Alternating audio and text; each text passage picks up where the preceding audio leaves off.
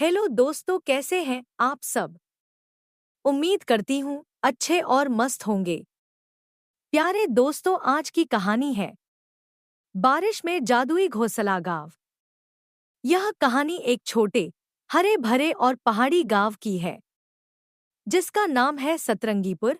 गाँव में हर साल बारिश के मौसम का सभी को बेसब्री से इंतजार रहता है, क्योंकि इसी दौरान गाँव के पेड़ों पर अजीबोगरीब रंग बिरंगे जादुई घोंसले दिखाई देते हैं।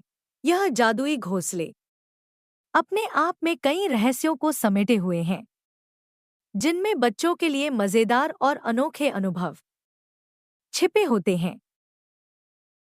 सतरंगीपुर गांव में बड़े बुजुर्ग और बच्चे सभी बारिश का इंतजार सिर्फ इसलिए नहीं करते कि फसल अच्छी होगी, बल्कि इसलिए कि वे इन जादुई घोंसलों के आसपास मंडराती अद्भुत घटनाओं का माधव काका गांव के सबसे बुजुर्ग और विद्वान व्यक्ति, जिन्हें सब गांव का पंडित कहते हैं, उनके पास हर समस्या का समाधान होता है। और बच्चों के लिए ढेर सारी कहानियां भी। नन्हा गोलू गांव का सबसे शरारती और जिज्ञासु बच्चा, जिसे हमेशा कुछ नया करने का शौक है, वह जानता है कि हर साल बारिश में उसे घोंसलों में छिपा जादू देखने मिलेगा। बस उसका इंतजार करता है।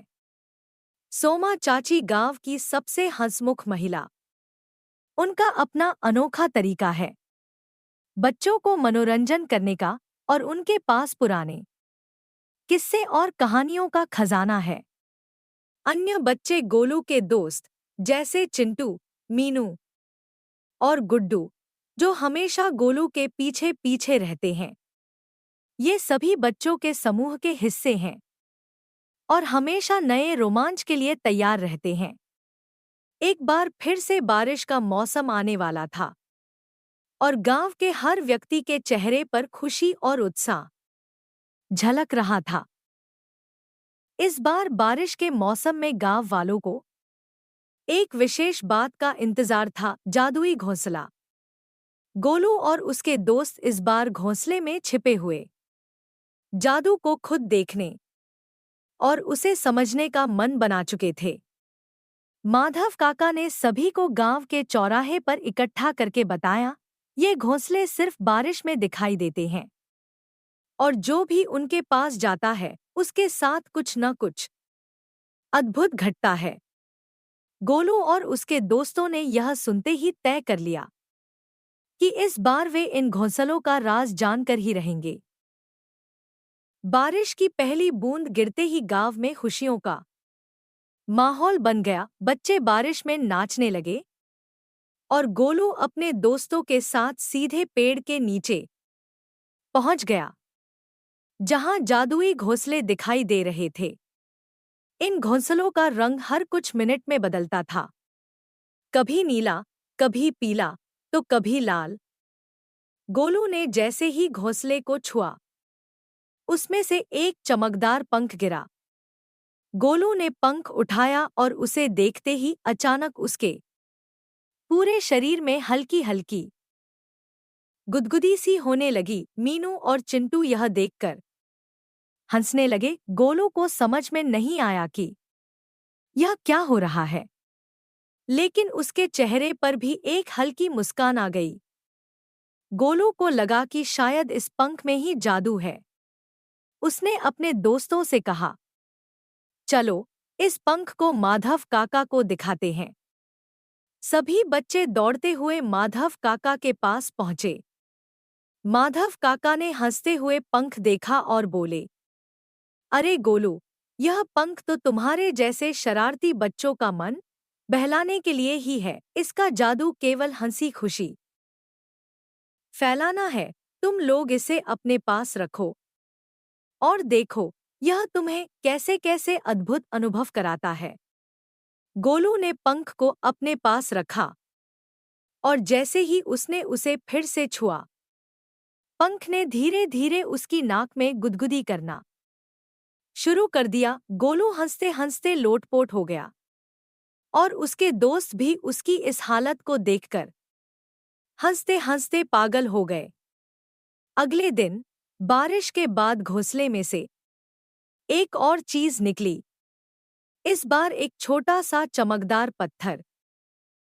सोमा चाची ने बच्चों को बताया, इस पत्थर को अगर तुम रात में देखोगे तो यह तुम्हें गांव की कहानियों को जिंदा कर दिखाएगा।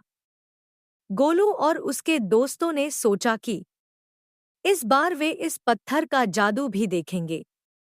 रात में उन्होंने पत्थर को अपने हाथ में रखा और देखा कि अचानक सामने एक छोटा सा गांव का नक्शा बन गया, जिसमें गांव के हर व्यक्ति की परछाई नजर आ रही थी।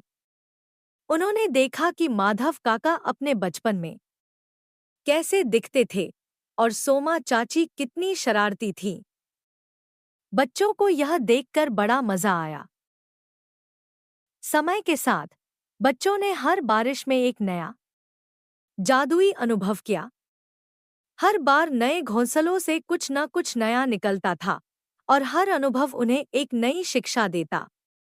माधव काका ने अंत में सभी को बताया कि असल जादू इन घोंसलों में नहीं, बल्कि बच्चों के मन की मासूमियत और एक दूसरे के साथ निभाए गए पलों में है।